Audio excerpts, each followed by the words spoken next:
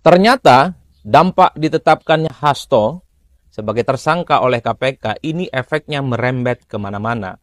Bukan hanya rumah Hasto yang kemudian digeledah untuk mencari barang bukti sejauh mana keterlibatan Hasto terkait dengan Harun Masihu yang sampai saat ini masih buron, atau misalnya bukan hanya KPK memanggil satu persatu pihak-pihak yang selama ini dinilai mengetahui bagaimana proses keterkaitan Harun Masihu kemudian Hasto yang dimana dua-duanya ini sudah ditetapkan sebagai tersangka. Tapi lebih dari itu, sehari dua hari ini kita mendengarkan bagaimana respon politik yang disampaikan oleh mantan politisi PDIP, yaitu Effendi Simbolon terkait dengan Hasto yang sudah jadi tersangka. Statement-statement Effendi Simbolon tentu sangat mengagetkan. Pertama, Effendi Simbolon itu meminta kepada PDIP untuk melakukan evaluasi secara menyeluruh. Yang kedua, bahkan ini menurut saya yang cukup mengagetkan, adalah meminta kepada Megawati Soekarnoputri sebagai Ketua Umum PDIP itu untuk mundur sebagai bentuk pertanggungjawaban politik. Tentu cukup mengagetkan, karena selama ini kita tahu bahwa Effendi Simbolon itu kan dinilai sebagai sosok yang mungkin lurus-lurus saja selama di PDIP.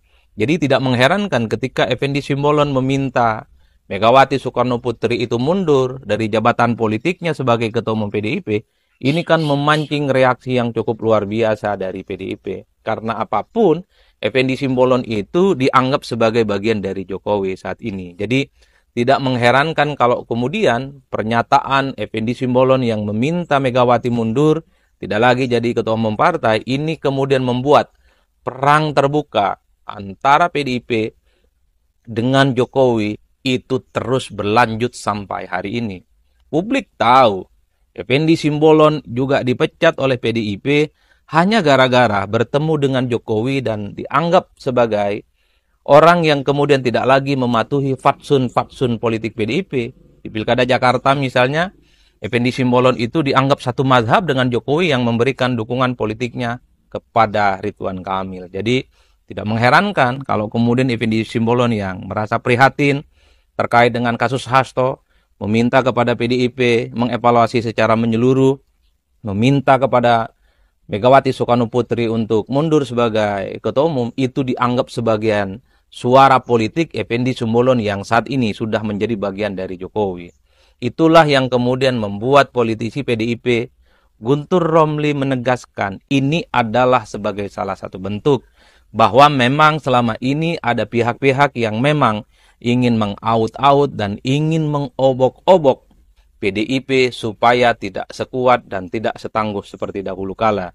Jadi pernyataan Effendi Simbolon yang kemudian meminta Megawati mengundurkan diri sebagai Ketua Umum itu dianggap sebagai bukti yang cukup sahih betapa memang selama ini ada pihak-pihak yang mencoba untuk mengincar posisi Ketua Umum Megawati Soekarnoputri yang selama ini dianggap sebagai veto player di Partai Banteng yang nyaris tidak tergantikan.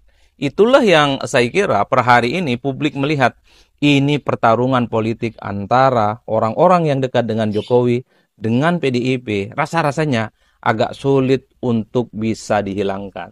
Tapi terlepas apapun itu, saya kira dua hal.